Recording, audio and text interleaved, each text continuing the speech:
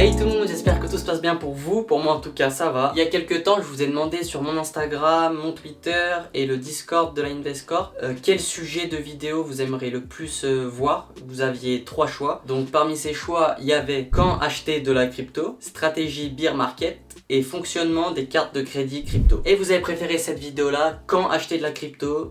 Quel est le meilleur moment pour acheter de la crypto? Et ça tombe bien, j'ai envie de dire, parce que j'entends beaucoup de personnes se questionner par rapport à quand est-ce que c'est le bon moment pour acheter de la crypto. Si j'achète maintenant, ça va peut-être chuter demain, donc je sais pas trop. C'est normal, surtout si vous n'êtes pas trop familiarisé avec l'investissement, parfois c'est difficile de se dire quand est-ce que je peux rentrer. Et aussi on veut optimiser ses gains, pas rentrer n'importe comment, donc c'est une question pas bête du tout.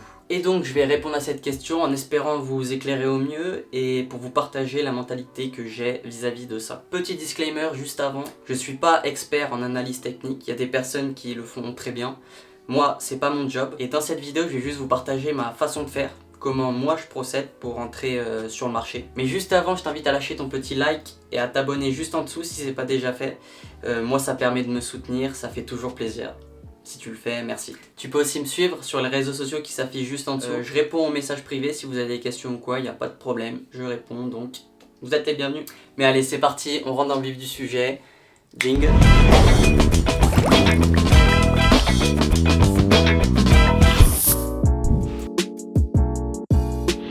On va voir ça en deux parties. La première partie concerne les débutants. Par débutants, j'entends les personnes qui ont découvert la crypto il y a pas très longtemps et qui n'ont pas vraiment de stratégie. Et la deuxième partie concernera les personnes qui sont plus avancées. Pourquoi je fais une différenciation au niveau des profils? Tout simplement parce que la stratégie dépend du montant qu'on a à disposition. Une personne qui débute va pas rentrer de la même manière sur le marché qu'une personne qui est déjà expérimentée, c'est normal. Il faut aussi savoir que le marché de la crypto, c'est un marché qui est ouvert 24 heures sur 24. Ça veut dire qu'il s'arrête jamais de fluctuer. Il est en mouvement constant. Et c'est aussi un marché très jeune, donc il est moins liquide que la bourse traditionnelle qui elle est déjà installée depuis 1698. Donc c'est beaucoup plus volatile et c'est pour ça que ça peut affecter très rapidement votre investissement à la baisse comme à la hausse. Je vous rappelle aussi que ce dont je vais vous parler concerne que mon point de vue et que vous êtes les seuls maîtres de vos fonds. Les stratégies que je vais vous présenter peuvent ne pas vous correspondre. Ici c'est une stratégie long terme que j'exprime et non pas court terme, donc faites attention.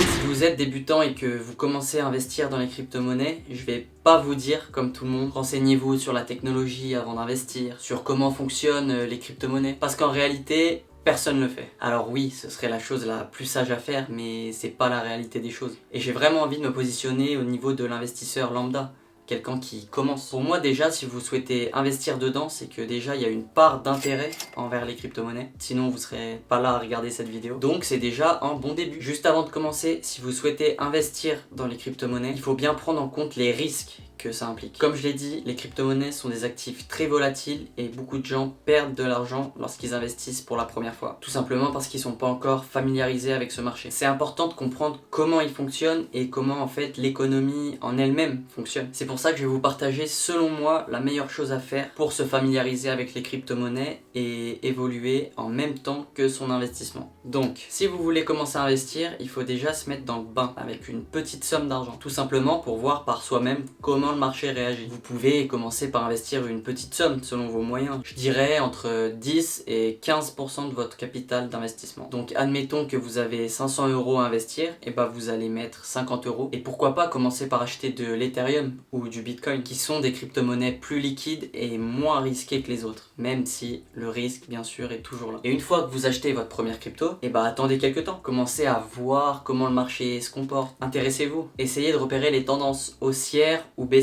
Et c'est à partir de ce moment-là que vous pouvez vous fixer des nouveaux points d'entrée et réinjecter le reste de votre capital petit à petit. Si on va sur un graphique par exemple, donc ici c'est celui de l'Ethereum, je suis persuadé que déjà à l'œil nu vous pouvez voir les différentes tendances. En fait c'est plutôt simple, ce que vous voyez à l'écran on appelle ça des bougies. Les bougies vertes sont les tendances haussières et les bougies rouges sont les tendances baissières. Il suffit juste de regarder où vous vous situez par rapport au graphique. Si vous êtes en tendance haussière, et bah pourquoi pas attendre une correction de la part du marché. Ou alors si vous êtes en tendance baissière, pourquoi pas acheter à ce moment-là. Dites-vous que trouver le point d'achat ou de vente parfait, c'est presque impossible. La patience dans ce domaine est très importante, surtout si vous avez un objectif long terme. Dites-vous de toute façon, quoi qu'il arrive, court terme, vous serez perdant. Mais niveau long terme, si vous croyez aux crypto-monnaies et à la technologie de la blockchain, à ce que la blockchain apporte, il y a de fortes chances que vous soyez gagnant. Tout est question de conviction et de patience surtout. Au passage, j'ai fait une vidéo qui explique comment la blockchain fonctionne. Elle est simple, elle est pas trop longue, donc si ça vous intéresse, je vous invite à aller la regarder en fin de vidéo. Je reprends rapidement. Si vous êtes débutant, il faut déjà premièrement acheter votre première crypto, donc de préférence Bitcoin ou Ethereum, avec une petite somme d'argent, donc 10 ou 15% de votre capital d'investissement. Ensuite, attendez et regardez comment le marché fonctionne. Prenez du temps pour vous renseigner. Une fois que c'est fait, essayez de repérer les tendances du marché dans lequel vous êtes. Et après, fixez-vous des points d'entrée, toujours sur des grosses crypto-monnaies. Et après ça, pourquoi pas s'intéresser à la technologie pure de la blockchain. Comprenez comment elle fonctionne, renseignez-vous sur les fondamentaux. En fait, pour savoir tout simplement dans quoi vous investissez. Voilà.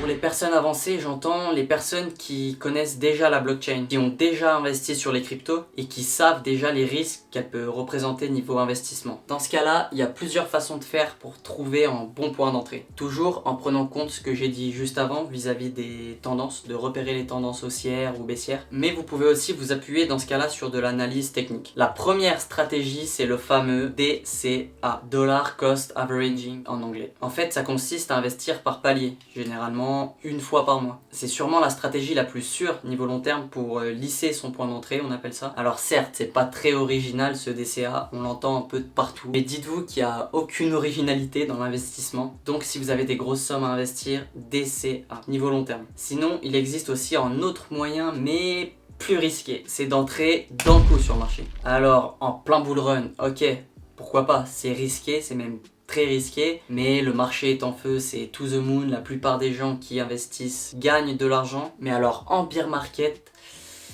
c'est une stratégie qui est encore plus risquée. C'est du pile ou face, hein, clairement. Donc je dirais que c'est une stratégie qui est plutôt faisable, malgré les risques, en bull run. Ça s'appliquerait plus au bull run qu'à un bear market. Mais ça reste quand même une stratégie. Risquée, certes, mais c'est une stratégie. N'oubliez jamais que vous êtes maître de vos fonds et que c'est aussi très important de savoir gérer son risque. Et faites aussi attention au FOMO. Il peut être aussi très dangereux. Voilà, vous avez maintenant une idée de stratégie pour avoir un bon point d'entrée. En tout cas, moi, ce que j'ai fait et ce que je fais. Je compte sur vous pour rejoindre aussi le Discord de la Investcorp qui est juste en description. On échange sur différents sujets niveau investissement. Donc que ce soit en crypto-monnaie, NFT aussi, immobilier, bourse. Il y a des gens passionnés et c'est ça qui est beau. Donc, on vous attend. Venez aussi me rejoindre sur Instagram si vous voulez rester à l'affût. Merci d'avoir suivi la vidéo jusqu'ici. On se retrouve pour la prochaine. Prenez soin de vous. C'était Clémise. Ciao!